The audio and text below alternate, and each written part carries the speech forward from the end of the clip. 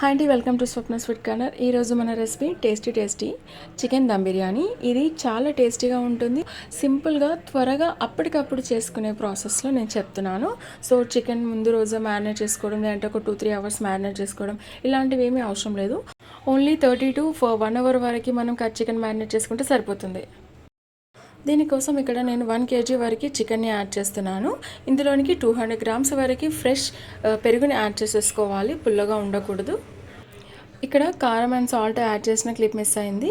ఇప్పుడు ఇందులోనికి కొద్దిగా పసుపు, 1 టేబుల్ స్పూన్ వరకు ధనియా పౌడర్, కసూరి మేతి అండ్ గరం మసాలా లేదంటే బిర్యానీ మసాలా యాడ్ చేసుకోవాలి. గల పౌడర్ కూడా యాడ్ చేసుకొని కొద్దిగా జీరా పౌడర్ యాడ్ చేసేసుకోవాలి.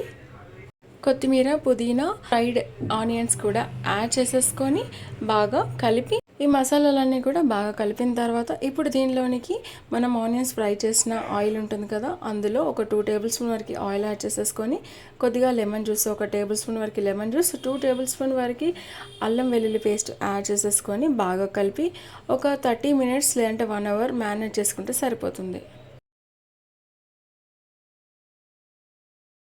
బాస్మతి రైస్ కూడా ఒక 7 to 750 grams వరకు తీసుకొని ఒక 2 times వాష్ చేసేసుకొని వాటర్ వేసేసి పక్కన నానబెట్టుకోవాలి.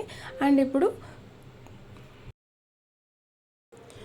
బిర్యానీ ప్రిపరేషన్ కోసం వెడల్పుగా ఉన్న మనం గిన్నెని తీసుకోవాలి. అందులోనికి ఆయిల్, నెయ్యి యాడ్ చేసేసుకొని సన్నగా తరిగిన ఆనియన్స్, మసాలాలు, బిర్యానీ ఆకు ఇవన్నీ వేసేసుకొని కొద్దిసేపు మంచి గోల్డెన్ బ్రౌన్ కలర్ వచ్చేంత వరకు వేయించుకోవాలి. దాంతోపాటు కొద్దిగా కొత్తిమీర, పుదీనా కూడా యాడ్ చేసి కలుపుకోవాలి. ఇవన్నీ కూడా కొద్దిగా ఫ్రై అయిన తర్వాత ఇందులోనికి మనం మ్యారినేట్ చేసి పెట్టుకున్న చికెన్ యాడ్ చేసేసుకొని బాగా కలిపి మీడియం టు లో ఫ్లేమ్ పైన కుక్ చేసుకోవాలి.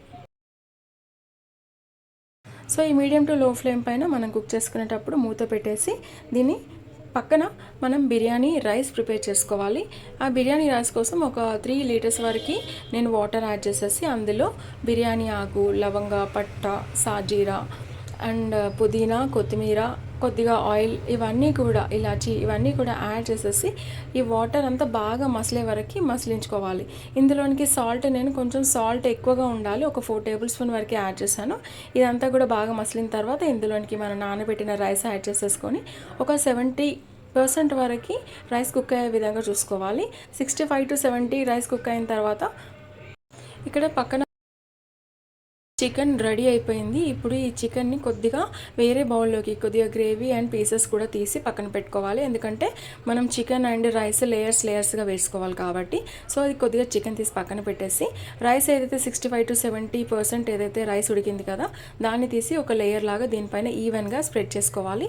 అండ్ అలాగే కొద్దిగా ఫ్రైడ్ ఆనియన్స్, కొత్తిమీర, పుదీనా, కొద్దిగా ఆయిల్ ఇవన్నీ కూడా వేసేసి చికెన్ ఏదైతే పక్కన తీసి పెట్టామో అది కూడా గ్రేవీతో సహా పీసెస్ ఇవన్నీ కూడా ఆ రైస్ పైన పెట్టేసి అండ్ అలాగే దానిపైన మిగిలిన రైస్ కూడా వేసేసుకొని మళ్ళీ పుదీనా, కొత్తిమీర, ఆయిల్, లెమన్ జ్యూస్ అండ్ అలాగే ఫ్రై చేసుకున్న ఆనియన్స్ ఇవన్నీ కూడా వేసేసుకొని మీరు కావాలనుకున్నట్టయితే ఫుడ్ కలర్ యాడ్ చేసుకోండి, లేదంటే స్కిప్ చేయండి.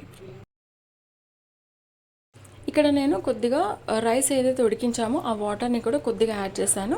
ఇప్పుడు దీనిపైన మూత పెట్టేసి ఏదైనా బరువు లేదు అని అంటే పిండితో కూడా కవర్ చేసుకుంటే సరిపోతుంది. ఒక 15 minutes కనుక మనం దీన్ని కుక్ చేసుకుంటే మంచి టేస్టీ అయిన బిర్యానీ రెడీ అయిపోతుంది. సో ఇది మనము స్టవ్ ఆఫ్ చేసిన తర్వాత ఇంకొక 10 minutes దాన్ని పక్కన పెట్టేసిన తర్వాత మాత్రమే వేడిగా సర్వ్ చేసుకున్నట్టయితే చాలా టేస్టీగా ఉంటుంది. ఇది మనకి బయట రెస్టారెంట్స్ అవన్నిటికంటే కూడా ఇంట్లో మంచిగా టేస్టీగా మనం ఫుడ్ ప్రిపేర్ చేసుకోవచ్చు.